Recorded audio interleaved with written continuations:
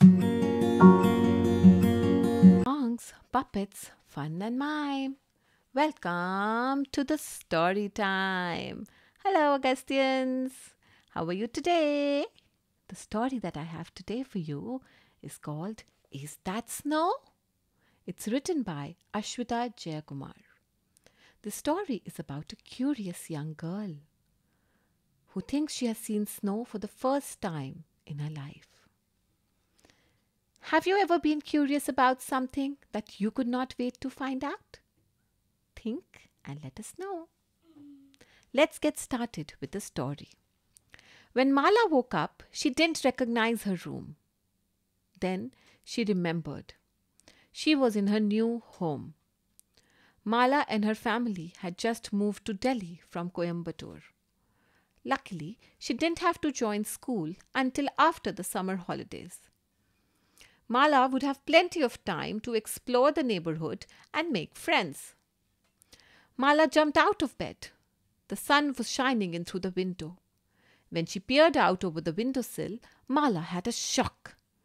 The ground outside was covered in something white and fluffy. Amma! Appa! Look outside the window! Was that snow? Mala had never seen snow. Coimbatore was always too hot for snow, Amma had told her. But Mala read a lot of books, and in all her books, snow covered the ground and made it white. Mala ran outside her room and down the stairs. Amma and Appa liked to drink their coffee in the living room. Good morning, Mala, from behind the newspaper, said Amma. Have you brushed your teeth? Appa asked, frowning at her. Look outside the window, Appa. The ground is white. What is it? Is it snow? Mala was jumping up and down in the excitement. Snow? It's April, Kana, almost summer, Amma said. And it doesn't snow in Delhi, Mala, said Appa. Come, let's see what's happening outside. Mala ran to the front door before Appa had even gotten off his armchair. Mala and her father stepped out into the courtyard. The usually grey road in front of the gate was now white. But now Mala could see it wasn't snow. In fact, it looked like cotton, said Appa, picking up one thin little ball of cotton. Cotton? It's raining cotton? No, said Appa, smiling. It's coming from that tree. Do you see it? The one with the big red flowers? Mala joined Appa near the open gate. She could see a tall tree a few houses away. Its branches were covered in beautiful red flowers. She could also see bulbs of cotton hanging from the tree. Every time the breeze blew, more cotton balls fell to the ground. It was very windy last night, said Appa. That must be why so much cotton has fallen. But why is it falling? Mala asked, looking worried. Isn't that bad? Oh no, said Amma, who had come out quietly to join them. It's very good. That's why the tree makes the cotton so light. It wants the wind to carry it. But why? Any guesses, Augustians? Amma said, do you remember when you planted those papaya seeds in our garden in Coimbatore? Yes, our papaya plant grew from those seeds. Just like the papaya had the seeds of the papaya tree, the cotton has the seeds for this tree, said Amma. Do you see how big and tall the tree is? What helps the tree to grow? Asked Appa. Water, sunlight, oxygen, soil, said Mala, counting them off on her fingers. That's right. The tree needs a lot of those things to get big and strong. Now imagine if the tree's seeds fell right under it. What would happen? There would be lots of little trees.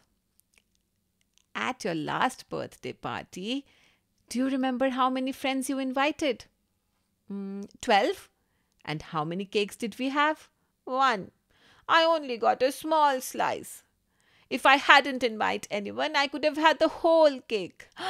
The whole cake, said Amma. Your birthday present would have been a nice big tummy ache. Let's say you could have had a bigger slice of cake. Mala giggled. Now think about the big tree. It gets all the water, oxygen, and soil it needs. Imagine there lots of little trees grow around the big tree. They would all need water, oxygen, and soil, won't they? Mala looked at the tree again. The street was lined with other trees too. She thought about how much water, oxygen, soil, and sunlight was there for all of them. All of the trees would get less water, less oxygen, and have less soil to grow in, said Amma, which means they won't be able to grow as big and strong. Mala thought about this, watching the cotton swirl around in the breeze. So that's why the wind carries the seeds away? Because the big tree wants all the little trees to get as much food as it gets? The breeze blew again. And all the little cotton balls flew up in the air. Very good, Mala, said Appa. Shall we let the wind take you far away too? He said, lifting Mala up. No, I'm too hungry, Amma. Can we have idlis for breakfast, please? Idlis as fluffy as cotton, said Amma, laughing too. And that is the end of the story, Agasthians.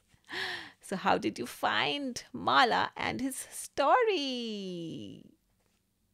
Tata, Agasthians.